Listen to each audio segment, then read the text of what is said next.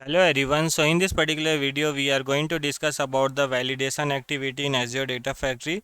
First we will try to understand how validation activity works in Azure Data Factory, and then we will try to do one practical based on the business scenario, and we'll try to understand more about the validation activity. So when actually we use a validation activity, let's try to understand. So with the help of the validation activity, we try to validate our pipeline whether the dataset reference is exist or not. What is dataset reference means? So dataset generally represent your container name. What is your container name? What is your folder name?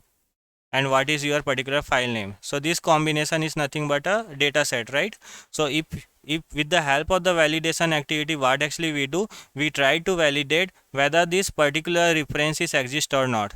So suppose I have a scenario, I want to validate the particular file name is exist or not. If the particular file name is exist, then only I want to perform a copy data, otherwise I want to return false and I want to send a email. So in this case what actually we'll do, first we'll try to, with the help of the validation activity, we try to validate a data. We try to check this particular data set references exist or not.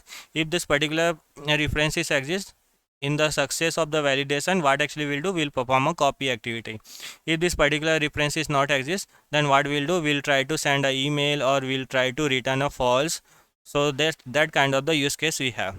So by the name itself you can understand validation activity we use to validate our pipeline.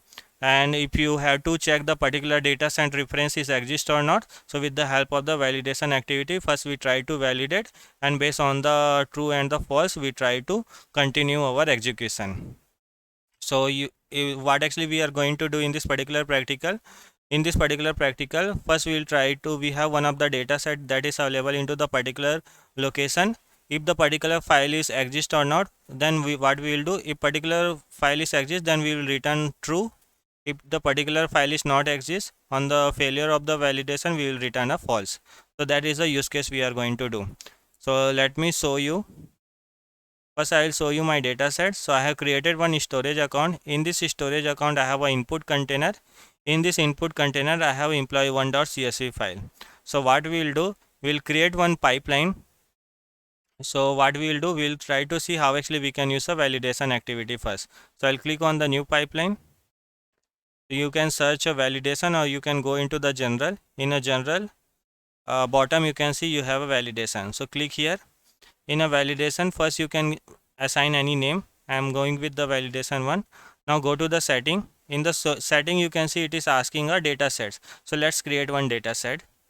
So I'll create a blob storage data set.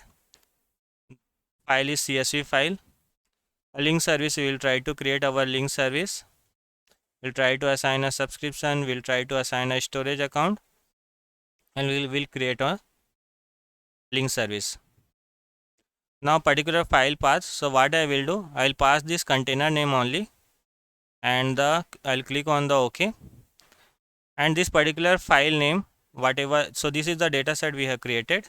So I have passed only the container name, the folder and the file I haven't passed. So what I will do, this particular file name I want to pass during runtime. So I will create one parameter, click on the parameter, I'll give the file name. File name I have given, go to the connection, click on the add dynamic content, and that particular parameter you can select, click on the OK. So during runtime it will ask to pass the file name. So now I'll go to my pipeline again. In this pipeline you can see here also it is asking what is the file name. So for that what I will do, I will click outside, click on the parameter, I will create the same parameter file name, click on the validation. During runtime only we will pass this, click on the file name, click on the OK. Now after that, first you have to specify your data set. So data set we are passing dynamically. So in file name we are passing dynamically. So whenever we will run, we have to pass the particular file name. So for that, first we will try to validate with the help of the validation activity.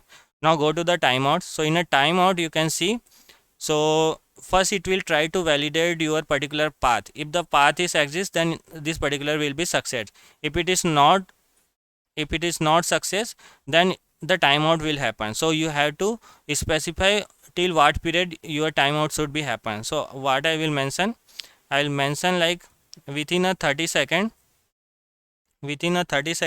if my if it is failed or if it is a timeout, then the failure should be happened, means particular location is not exist. So timeout, actually I am mentioning the 30 second.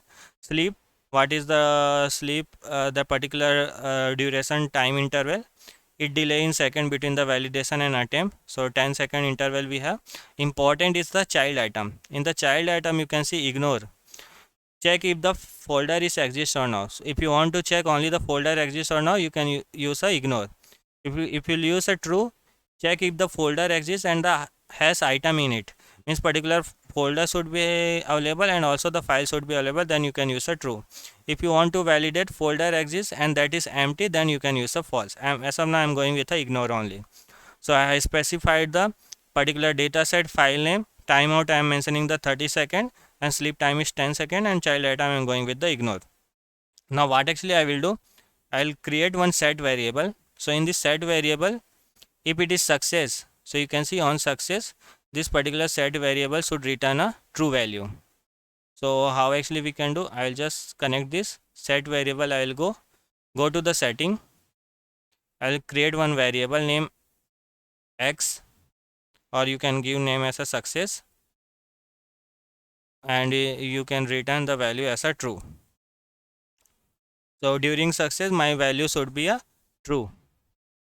So that is the validation. If the validation is failed, then what I want to return, I want to return a failure. So set variable, during the failure my failure should return a false value. So for that I will create a variable name, I'll give name as a false, or failure you can mention, any name you can mention. This particular variable we are creating, or you can give as a failure. So this is what I have done.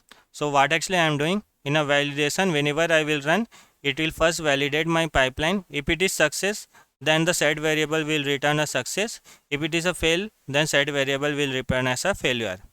So I am performing a set variable activity, but any other activity like copy data should happen. If it is success, then you can use a copy data. If it is a failure, then email should go. So that kind of the activity you can mention here. So let's see whether our pipeline is working or not. So whenever I will click on the debug, so it will ask the file name, because that is the parameter we have passed.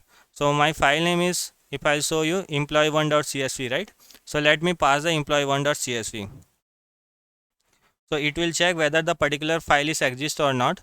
If it is exist, means it is success, and our value should return the success. You can see validation 1 is in progress. You can see validation. If I show you the output, exist is true, and if I show you the set variable, it is a true value, means it is a success. Now let me try to run again. Let me mention only the employee1. This particular only I will mention employee.csv. This particular file is not exist. In this case what will happen, let's see. In this case failure should happen, and we should get a failure variable. This set variable 2 we should get. So let's see. You can see the validation is going on. It is still validating. So you can see 7 seconds. So we have mentioned our time interval, timeout 30 seconds. So till 30 seconds it will validate, and then the timeout will happen, because the particular file is not exist, right?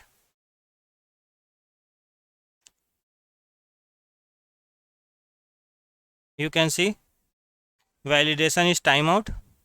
If I will show you activity timeout, and if I show you the set variable 2, we should get a failure.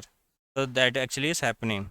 So if it is success, then this particular activity should happen. If it is not success, this activity should happen. So for the particular data set reference exists or not, we can use a validation activity. So I hope you got idea. That's it in this. Thanks.